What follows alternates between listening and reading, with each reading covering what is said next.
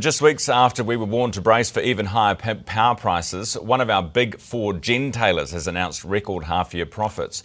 Genesis Energy has posted a net profit of $95 million, up 35%, now raising $400 million to fund further growth and investment in infrastructure through an equity raise. But as a company that's 51% owned by us, the taxpayers, should we be happy it's doing so? Joining me now is Malcolm Johns, Chief Executive at Genesis. Malcolm, good morning. Good morning. Good to see you. Likewise. The Labor leader has given a speech yesterday. I don't know whether you caught any of it. What did you think? He said Genesis Energy has just announced record profits and now they're asking the New Zealand public, through the government, to contribute to build new generation. The real question is why Genesis is making such huge profits and not investing in it themselves. Well, we are investing. We're investing $2 billion to build new solar, wind and grid-scale batteries. We're raising $400 million of that $2 billion. So $1.6 billion is coming out of our profits. So you just need a top-up? We just need a top-up. And what do you say to him? I mean, he's trying to tell the public that you guys are creaming it and can't be asked investing in your own generation. Look, just like anyone who puts money into a KiwiSaver fund, you expect a return. We provide a good return to all our shareholders, the government included. The reality is that with this top-up, we can do in 6 years what would have taken us 10 to 15 years. And the easiest way to get power prices down is to build new generation, and we're spending $2 billion doing that. The solar side of it, I understand. What about the firming capacity? You know, for the dry years, our big problem that we've got. Yeah. What specifically of the $400 million will that go towards? Yeah, so the battery that we're building at Huntly Power Station at the moment is a very large battery, can support around about 80 to 100,000 households for 2 hours. That allows us to move the generation that solar produces in the middle of the day to dinner time when most consumers want it. And so a lot of the $400 million will go towards solar and battery, and then we have some wind farms we're building as well. In addition to that, Huntly Power Station is very critical to New Zealand when it doesn't rain and the wind isn't blowing, and we're extending the life of the coal-fired generation for 10 years. Okay, so most of this money is going towards those projects that you've just mentioned, either accelerating them or helping to pay for them. Accelerating them, yeah.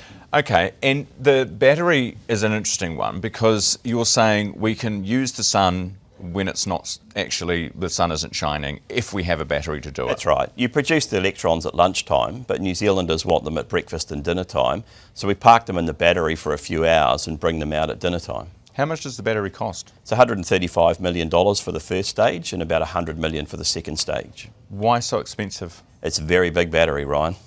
How much can it power? Like, how much can it store? It can store 100 megawatts for 2 hours, so 200 megawatt hours. So to put that into context, that's somewhere between 80 and 100,000 households for 2 hours can be supported off Huntly Power Station. Can we battery our way out of our energy problems? No. Okay, why not? Batteries are very good for shifting electrons for small periods of time.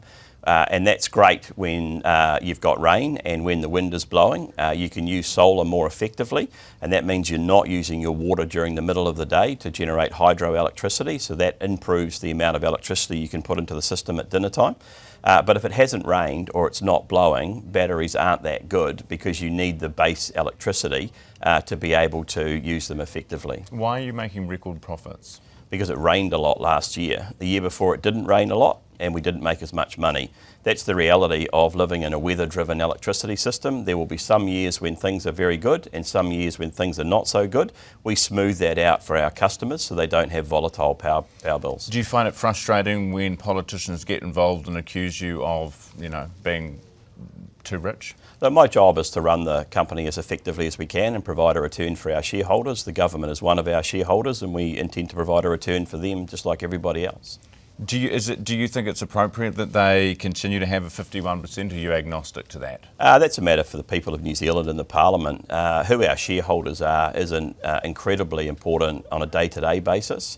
And so that's a matter for New Zealand and the Parliament to decide. Malcolm, is this investment going to mean that we're paying more or less for our electricity prices? Long-term electricity prices should trend down. And that's because we're building a lot of new generation, not just Genesis, but the other players in the market are building generation as well. But the security issue in New Zealand's electricity system will remain for as long as we rely on wind and rain predominantly, and that's for the foreseeable future. So that's why we need LNG, and that's why you've done a coal deal for Huntly. The more fuel diversity we have in reserve, and look, let's be clear, success looks like having that reserve and never using it.